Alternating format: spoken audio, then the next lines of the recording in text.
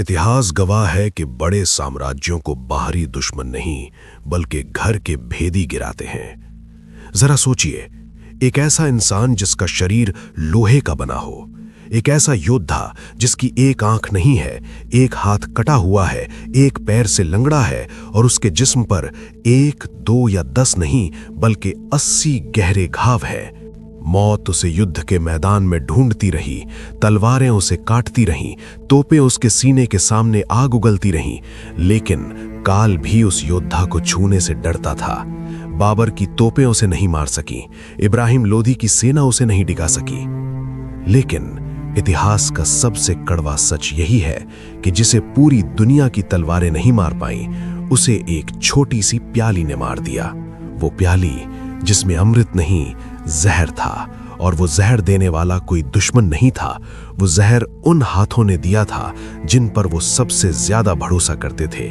आज कर्मा वॉल्ट की इस केस स्टडी में हम मेवाड़ के उस सूरज की बात करेंगे जो अस्ताचल में डूबा नहीं बल्कि उसे साजिश के अंधेरे में डुबोया गया। आज की कहानी महाराणा सांगा के जहर की कहानी है।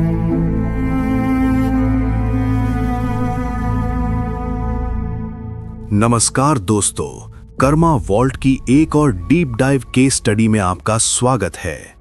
भारतीय इतिहास में जब भी शौर्य की बात होती है तो मेवाड़ का नाम सबसे ऊपर आता है, और मेवाड़ के इतिहास में महाराणा संग्राम सिंह यानी राणा सांगा का नाम एक ऐसे स्तंभ की तरह है जिसने उत्तर भारत में हिंदू साम्राज्य की नींव को अपने खून से सींचा था।